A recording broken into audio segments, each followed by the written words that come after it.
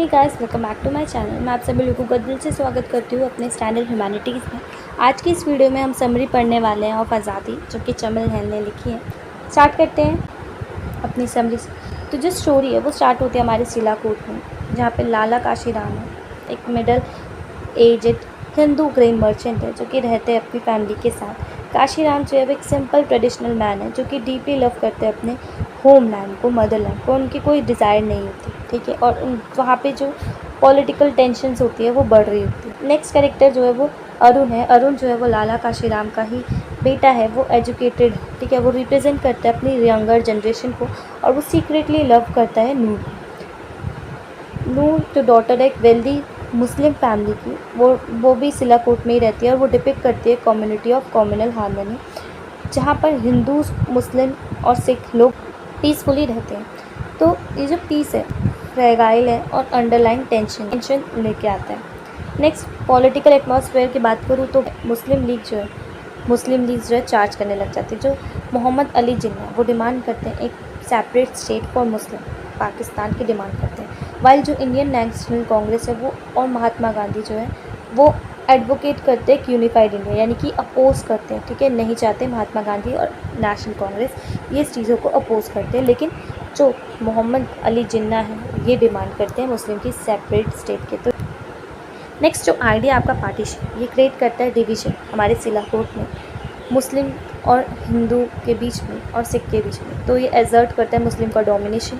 क्योंकि सिलाकोट जो है अब वो पाकिस्तान का पार्ट बन चुका है। अब जो हिंदू लोग हैं उनको यहाँ से माइग्रेट होकर इंडिया जाना पड़ेगा। नेक्स्ट ये एक प्रोपेगेंडा है। र्यूमर्स देखने को मिलते हैं, पॉलिटिकल स्पीच होती है, कम्युनल टेंशन होती है, फ्रेंडली रिलेशनशिप अमंग नेबर्स, यानी कि जो भी नेबर्स के बीच में फ्रेंडली रिलेशंस होता है वो तो अगेंस्ट हो चुके हैं, ठीक है। इंडिया को इंडिपेंडेंस मिलती है 15 अगस्त 1947 में, लेकिन जो नेशन है इसी दिन नेशन जो है डिवाइड हो जाता है इंडिया और पाकिस्तान में।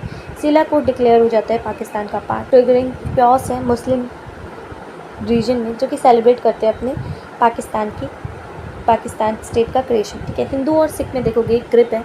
ग्रिप होता है हमारा फियर और सर्टेनिटी, अपने फ्यूचर को लेके वो टेंशन हो जाती है। नेक्स्ट फ्रेगाइल पीस देखोगे आप, जो शैटर करता है हमारा वॉयलेंस, ठीक है। अब जो पीस ख़त्म हो चुका है और हमारा वॉयलेंस जो है वो बढ़ चुका है।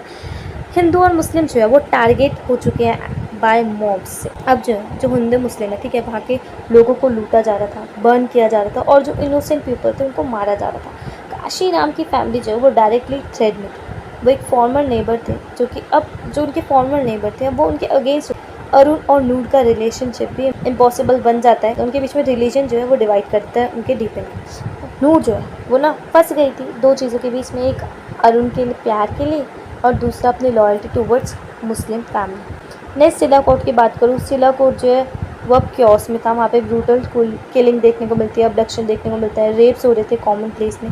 काशीराम और उसकी फैमिली फोर्स होती है ज्वाइन करने के लिए माइग्रेशन।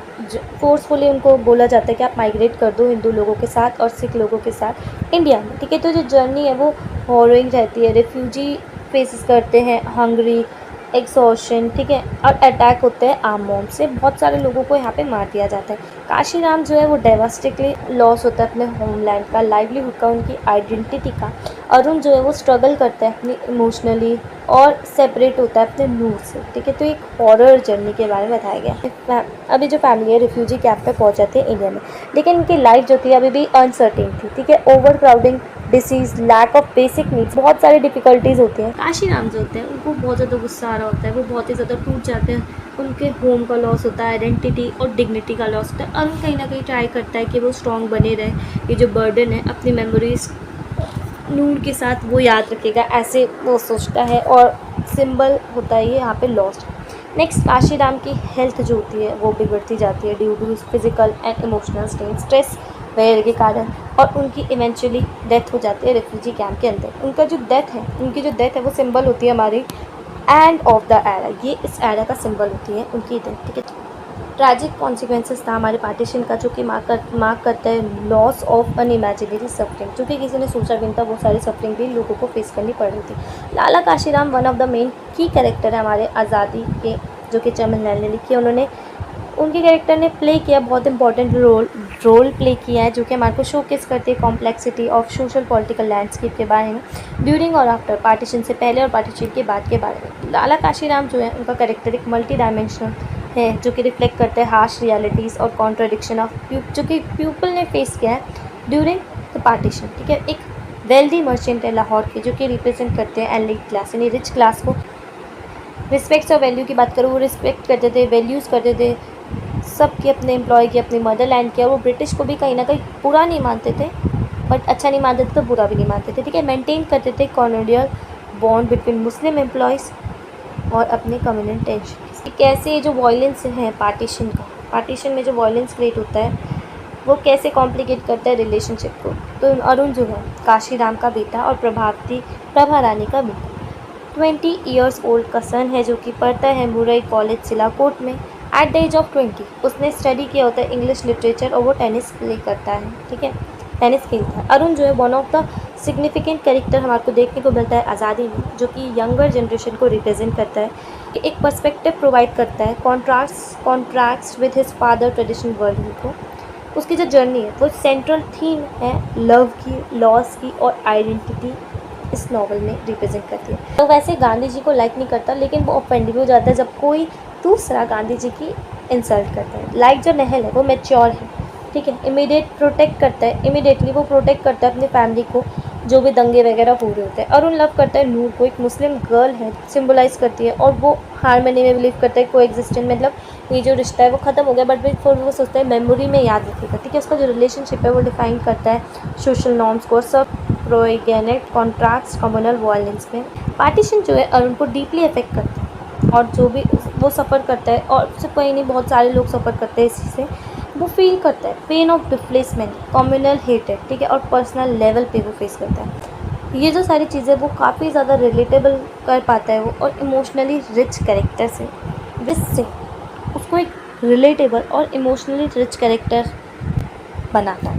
डिस्पाइट जो डेंजरस और क्योस देखने को मिलता है, अरुण जो है वो शो करता है एक रिमार्केबल करेज, और पर्टिकुलरली जो भी उसने एफर्ट्स किए होते हैं अपने रिलेशनशिप को मेंटेन करने के लिए नूर से।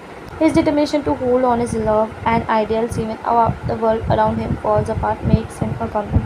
ठीक है, जैसे अरुण का डिटर्मिनेशन होल्ड करता है अपने लव, जिसकी वजह से उसका कैरेक्टर जो है वो एक कंपेलिंग कैरेक्टर बन जाता है। So that is for this video. मैं मिलती हूँ आपसे नेक्स्ट वीडियो में नेक्स्ट टॉपिक के साथ। यहीं पे आपका ये बुक कंप्लीट हो चुकी है। सो बाय, टेक केयर।